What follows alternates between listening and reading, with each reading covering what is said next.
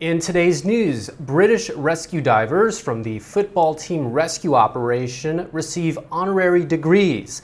Thaksin predicts a landslide victory for the opposition party, and ferry fees to Samui and Pagnan go up by 40%.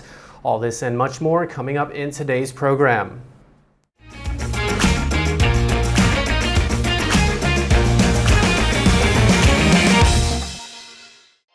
Today's show is brought to you by Thaiger Property for all your real estate needs in Thailand. Link in the description below. You're watching Thailand News Today, bringing you the latest top stories in Thailand and beyond. My name is Jet Gunther, and in our first story, the University of Bristol has awarded 2 British cave divers with honorary degrees after recognizing their heroic efforts in rescuing 12 boys and a man from a flooded cave in Thailand back in 2018. The university hailed John Valanthan, Rick Stanton, and the other rescue divers for performing an impossible task in rescuing 12 children and their football coach from the Tham Luang cave in Chiang Rai province in northern Thailand.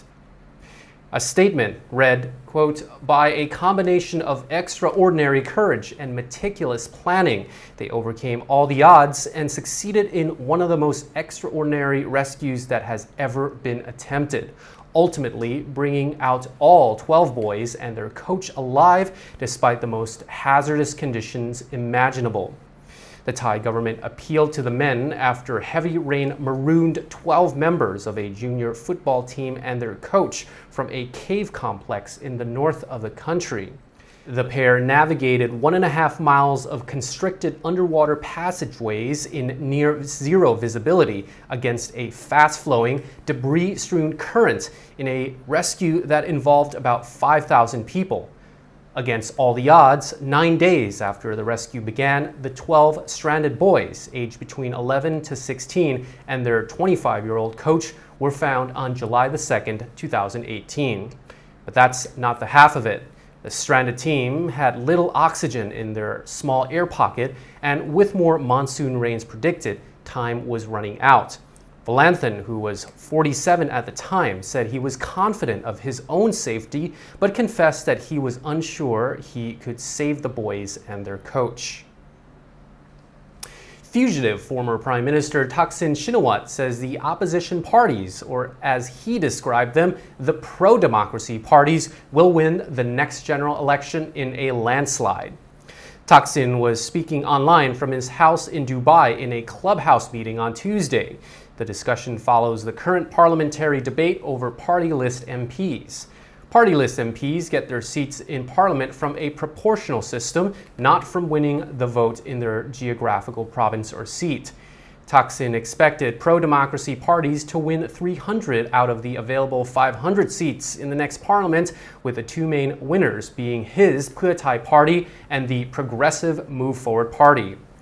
Thaksin alluded to the lessons learned during the Bangkok governor election when Palang Pracharat only won 2 out of the available 50 district seats. The new governor of Bangkok, Chachat Siripan, formerly a member of the Pheu Thai party, ran in the Bangkok election as an independent and won in a huge individual landslide.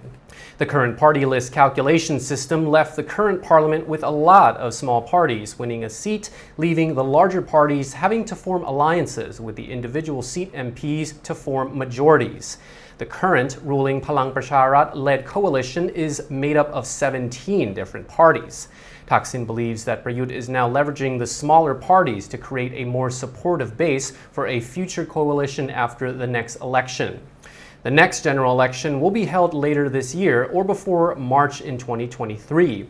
But observers say the electioneering has already started, with the current prime minister stepping out more and appearing at events. Every political poll has shown that both Prayut Chan-o-cha and the current Palang Pracharat government have lost a lot of support over the last 2 years and would lose an election to the opposition parties, provided that the election was fair and square, of course.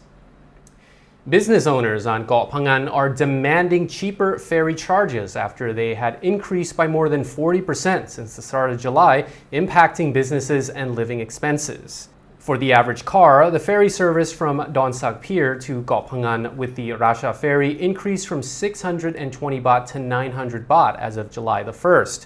The Rasha Ferry Company announced that they would be raising the rates due to the current high price of fuel and that it had been many years since there had been any increase in the fares. They also have ferries going to Koh Samui and Koh Tao, where the fares have also risen by the same amount.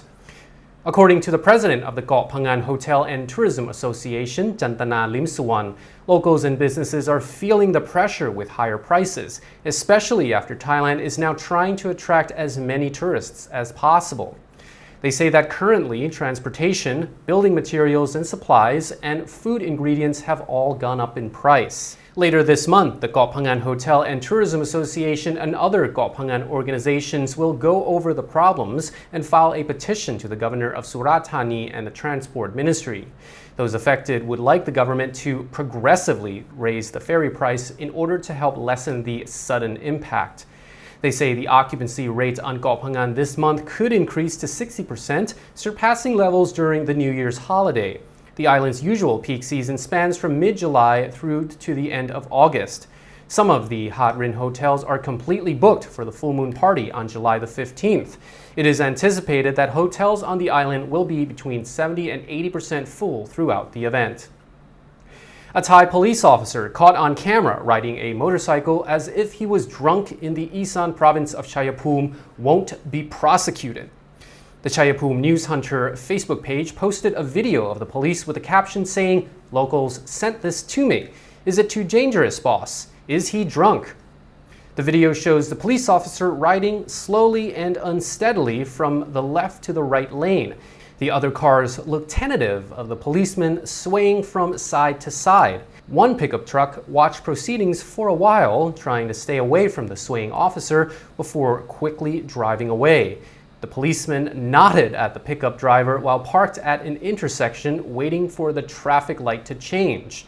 Thai netizens criticized the officer, saying police will never be wrong and police arrested others but never look at themselves, while another said, "I experienced the same thing on the same road."